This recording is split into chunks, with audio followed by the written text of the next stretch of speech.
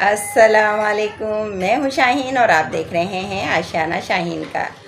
जीते रहिए, हंसते रहिए, मुस्कुराते रहिए और देखते रहिए आशियाना शाहीन का, क्योंकि शाहीन के आशियाने में है बहुत सारी ऐसी बातें जो आपकी ज़िंदगी को कर देंगी आसान। इस्लामी मालूमात भी है और हर जुम्मे को अजाइबुल कुरान भी है। और अजाइबुल कुरान क्या है, अगर ये जानना चाहते हैं तो जुमे की वीडियो ज़रूर देखा करें।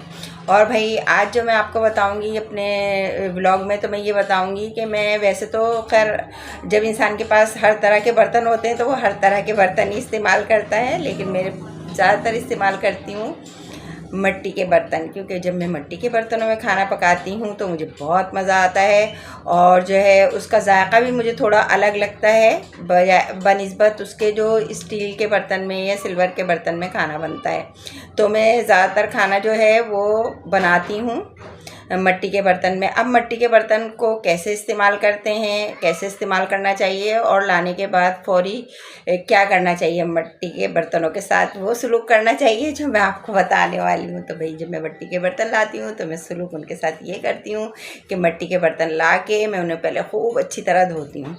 धोने के बाद उनको खुश्क करती हूँ, फिर खुश्क करने के बाद उसमें जो है हर तरफ खूब अच्छी तरह, हमारे घर क्योंकि सरसों का तेल खाने में इस्तेमाल होता है तो मेरे पास सरसों का तेल होता है, तो मैं सरसों का तेल उसको खूब अच्छी तरह, बहुत अच्छी तरह सरसों का तेल लगा के और जो है ना शॉपर में करके रख देती हूँ। अगर मैं शॉपर में करके नहीं रखूँगी तो फिर क्या होगा, जब हम तेल लगाएंगे ना तो मिट्टी बर्तन अपने अंदर जज्ब कर लेता है बहुत ज़्यादा, तो मैं उसमें शॉपर में रख देती हूँ। अच्छी तरह लगाने के बाद मैं उसको थोड़े से देर के लिए छोड़ देती हूँ, 2 घंटे 3 घंटे 4 घंटे छोड़ने के बाद फिर मैं उसको अच्छी तरह धोती हूँ। धोने के बाद उसमें भरती हूँ बहुत सारा पानी और रात भर के लिए उसको ऐसे ही रहने देती हूँ। जब वो रात भर के बाद सुबह होती है ना तो फिर मैं उसको मिट्टी के बर्तन को अच्छी तरह धोने के बाद फिर उसमें जो वो तला होता है ना, नीचे का जो हिस्सा होता है, उसमें मैं मिट्टी का कर देती हूँ लेप।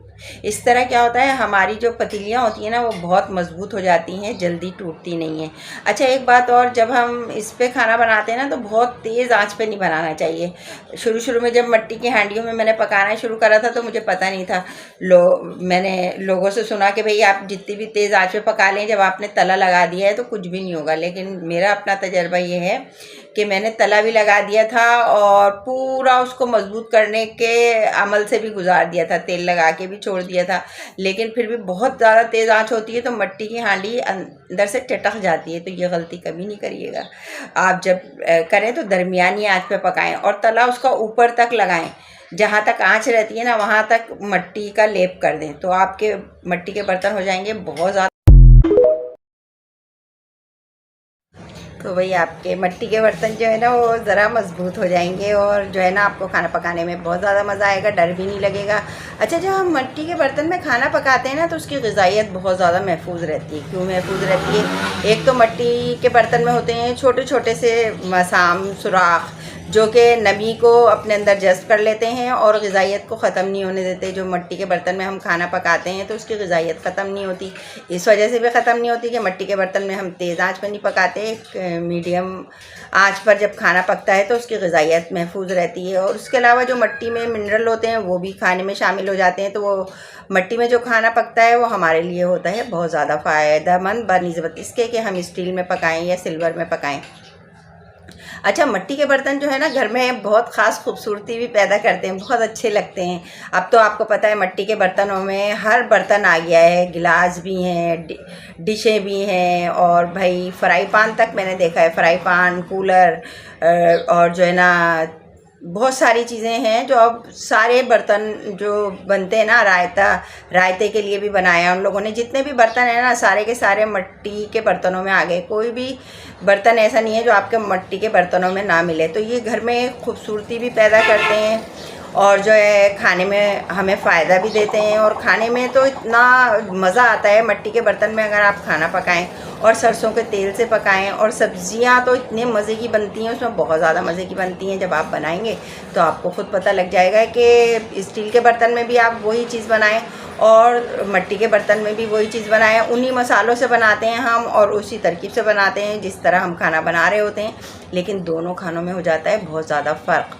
और फ़ायदे में भी होता है। अच्छा, ये जब खाना हम खाते हैं मट्टी के बर्तन में तो ये मैदे की तेज़ाबियत को भी कम करता है। मैदे में जो अक्सर लोगों को शिकायत होती है, अल्सर की भी शिकायत होती है, तेज़ाबियत की शिकायत होती है, तो मट्टी के बर्तन में जो खाना पकता है और मट्टी के बर्तन में ही खाया जाता है तो उससे हमारी बहुत सी बीमारियों को भी अल्लाह ताला ने बहुत सा फ़ायदा रखा है ना मट्टी में, इसलिए हमारी बहुत सी बीमारियों को फ़ायदा हो जाता है। जब हम मट्टी के बर्तन में खाते हैं तो हम डॉक्टर के पास कम से कम जाते हैं और कोशिश यही करें कि डॉक्टर और हकीमों से बचें और वो चीज़ें इस्तेमाल करें जो हमें कुदरत ने अता की हैं। अब मैं बार बार यही कहती हूँ कि कुदरत की अता करदा चीज़ें इस्तेमाल करेंगे तो आप बीमारियों से बहुत दूर रहेंगे, सेहतमंद रहेंगे और भाई खुश भी रहेंगे, क्योंकि जब इंसान सेहतमंद होता है ना तो खुश तो कुदरती हो जाता है, उसको कुदरती खुशी मिलती है अगर वो सेहतमंद है। और अगर बीमार है तो फिर वो मायूस भी हो जाता है और परेशान भी रहता है।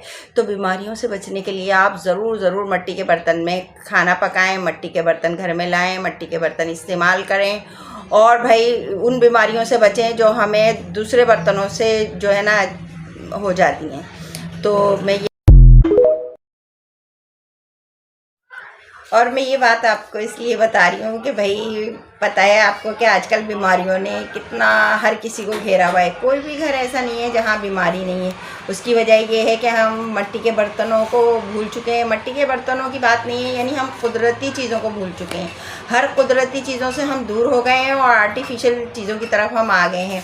अब जैसे मैं बात करूँगी फ्रिज के पानी की, कि फ्रिज का पानी जो है जैसे जैसे हम फ्रिज में रखते हैं ना उस तरह उसका टेम्परेचर जो है वो बढ़ता है और अगर लाइट चली आए तो घट जाता है, पानी कम ठंडा होता है, पानी बहुत ज़्यादा ठंडा होता है। लेकिन जब हम रखते हैं उसे घड़े में तो घड़े का पानी अगर आप रात को रख देंगे और सुबह पिएंगे और 2 दिन बाद पिएंगे तो उसका टेम्परेचर आगे पीछे नहीं होता, उतने ही टेम्परेचर रहता है जितना कि हमारी जिस्म को उसकी ज़रूरत होती है। तो भाई मट्टी के बर्तनों में पानी पीना भी शुरू करें। खाना तो आपको बता ही दिया है मैंने, खाना पकाना भी खाना खाएं भी और मट्टी के बर्तनों को एंजॉय करें। लेकिन उसके साथ साथ अगर आप मट्टी के बर्तनों में पिएंगे पानी भी तो इंशाअल्लाह ताला आपकी वो तमाम बीमारियां जो आपके जिस्म में हैं उसमें कमी आ जाएगी या वो दूर हो जाएंगी। अब जैसे मुझे ना बीपी पहले बहुत हाई रहता था, फिर मुझे लोगों ने बताया कि भाई आप जो है ना सौंफ खाएं, खोपरा खाएं, कुदरती चीज़ें जो अल्लाह ताला ने पैदा की हैं इनको इस्तेमाल करें और इसके साथ साथ आप पिएं घड़े का पानी। तो मैं अपने घर ले आई थी फिर घड़ा, और रात को मैं भर देती हूँ, दिन में पानी पीती रहती हूँ उसका, क्योंकि उसका टेम्परेचर एक सा रहता है, मादनियाँ शामिल हो जाती हैं। अच्छा, मट्टी में होता है अल्कलाइन जो है वो हमारे जिस्म को बहुत फ़ायदा देता है। तो रात को जो हम पानी भरते हैं ना घड़े में और सुबह से हम उसे इस्तेमाल करना शुरू करते हैं तो उसमें शामिल हो जाता है अल्कलाइन, यानी वो बन जाता है अल्कलाइन वाटर। तो अगर आप उसे इस्तेमाल करेंगे ना, देखिए मैं बता रही हूँ ना तो आपको बताने से इतना नहीं पता लगेगा, लेकिन अगर आप उसको खुद इस्तेमाल करेंगे तो आपको पता लग जाएगा। अच्छा, एक बात और है, जब बहुत ज़्यादा गर्मी होती है ना तो फिर आपको पता है आपकी आंटी हैं कैसी, तो वो भी चली आती हैं फ्रिज के पास और फ्रिज का पीती हैं ठंडा पानी और फिर करती हैं हाय हाय, क्योंकि उनके घुटनों में हो जाता है दर्द। जब भी मैं फ्रिज का पानी पीती हूँ ना तो मेरे टॉन्सिल्स भी हो जाते हैं, फिर मुझे जोड़ों का दर्द भी हो जाता है। अब जवान बच्चियाँ कहेंगी आंटी भाई आप अपनी उम्र देखें ना, आप नहीं पिए फ्रिज का पानी, हम तो पिएंगे, हम तो जवान हैं। तो मेरे प्यारे बच्चियों, मुकाबला करो ज़रा मुझसे, तो आप भी उतनी ही बीमार निकलोगी जितनी मैं। बल्कि बाल बच्चियाँ तो कहती हैं आंटी आप तो फिर भी इतना चल लेती हैं, वॉक भी कर लेती हैं, हमसे तो बिल्कुल ही नहीं होता। तो उसकी वजह क्या है? आर्टिफिशियल चीज़ें और वो चीज़ें जो कुदरत ने नहीं बनाई। आप कुदरत से जितना दूर होते जाएंगे उतना बीमार होते जाएंगे, उतना परेशान होते जाएंगे। और जो है ना, इसलिए मैं आपको कह रही हूँ कि खाना भी खाएँ तो बर्तन लें मट्टी का, और पानी पिएं तो बर्तन लें मट्टी का। इंशाअल्लाह ताला मेरे रब ने चाहा तो आपको बीमारियों से बहुत ज़्यादा दूर कर देगा ये पानी भी, और तो आप हो जाएंगे बीमारियों से बहुत दूर। लेकिन जो है ना, आजमाइश शर्त है। अब देखें, अब हम फ्रिज का पानी पीते हैं तो हम पानी किस चीज़ में रखते हैं? या तो कांच की बोतलें होती हैं जो कि बहुत कम होती हैं, ज़्यादातर होती हैं प्लास्टिक की बोतलें। क्योंकि हमारे घर और आपके घर, सबके घर हैं बच्चे, तो हम सोचते हैं ऐसा ना हो बच्चों के हाथ से छूट जाए और टूट जाए। तो जाहिर है इसी सोच की वजह से प्लास्टिक की बोतलें जो है ना वो बहुत आगे आ चुकी हैं। और प्लास्टिक में इतने जरासीम होते हैं, और आपको बहुत, मेरे ख्याल में सबको ये बात पता है कि प्लास्टिक के बोतलों में 2-3 दिन पानी रखने से बहुत ज़्यादा नुकसानदेह पानी बन जाता है। जबकि घड़े में अगर हम रखें 2 दिन पानी, 3 दिन पानी तो नुकसान हमें नहीं पहुंचाता। लेकिन घड़े का पानी रोज़ बदलना चाहिए। मैं जो हूँ रोज़ाना रात को घड़े का पानी लाजमी बदलती हूँ। ये मेरी आदत में शामिल है कि मैं रात होती है पानी भरती हूँ तो सबसे पहले अपने घड़े का पानी बदलती हूँ। तो आपको भी मैं यही मशवरा दूँगी कि रोज़ाना 24 घंटे हो जाते हैं ना, फिर आप पानी बदल दें। और अगर कोशिश करें तो वो पानी ख़त्म हो जाता है, ज़्यादा होता नहीं है। मैं तो बहुत छोटा सा घड़ा लेकर आती हूँ ताकि जो है पानी का नुकसान भी ना हो, पानी ज़ाया भी ना हो, पानी ख़त्म हो जाए। अच्छा, अब फ्रिज में पानी रखने से, प्लास्टिक की बोतलों में पानी पीने से हमें जो नुकसान होते हैं वो फिर उस पर मैं फिर कभी बात करूँगी। आज तो मैं आपको मिट्टी के बर्तन के फ़ायदे बता रही हूँ और मैंने ये बता दिए आपको बहुत ज़्यादा फ़ायदे। आप इन पे गौर कीजिएगा और गौर करने के साथ तजर्बा करिएगा। देखिए, एक बात होती है कि हम किसी से कोई बात सुनते हैं या हम किताबों में कोई बात पढ़ते हैं, और सबसे जो मेरे नज़दीक बात सही है ना, वो ये है कि हम खुद अपने आप पर इन चीज़ों का तजर्बा करें। जब मैं किसी डॉक्टर से, हकीम से, नेट पे भी मैं बहुत सी चीज़ें देखती हूँ, लेकिन मैं पहले ख़ुद तजर्बा करती हूँ हर चीज़ का, और तजर्बा करने के बाद ही आपको बताती हूँ। ऐसा नहीं है कि मैंने कहीं से सुना, कहीं से पढ़ा और आपको बता दिया। मैं कोशिश करती हूँ कि हर चीज़ जो मैं पढ़ रही हूँ, जो मैं देख रही हूँ, जो मैं सुन रही हूँ, उस पर मैं ख़ुद तजर्बा करूँ, और तजर्बा करने के बाद जो तजर्बे से चीज़ मुझे हासिल हो वो मैं आप तक पहुँचाऊँ। क्योंकि ज़ाहिर बात है कि मैं आपको वो बात बताऊँगी जो आपके लिए हो बहुत फ़ायदेमंद। तो आज के लिए मेरी एक बात है, और मैं इंशाल्लाह हर वीडियो में कोशिश करूँगी कि आपको एक ऐसी बात बताऊँ जो आपको जो है ना बहुत ज़्यादा फ़ायदा दे सके, या आप बहुत ज़्यादा उस बारे में सोचें। और अगर अमल करके देखेंगे तो फिर आपको वही बात है कि ख़ुद अमल करेंगे तो आपको पता लगेगा कि हमारे लिए क्या बेहतर है और क्या बेहतर नहीं है। तो आज की बात ये है कि हमारे रब के जो फ़ैसले हैं ना, वो हमारी ख्वाहिशात से बेहतर हैं। तो अपने रब से कभी किसी भी मामले में ज़िद ना करें, बल्कि कहें, मेरे रब, मैं नहीं जानती कि मेरे लिए क्या बेहतर है और क्या बेहतर नहीं, जो तू बेहतर समझता है मुझे वो अता कर दे। आज के लिए इतना ही। इंशाअल्लाह ज़िंदगी रही तो फिर मिलेंगे। और अगर आपने मेरे चैनल को नहीं किया है सब्सक्राइब, तो जल्दी से कर दीजिए सब्सक्राइब। अल्लाह हाफिज़।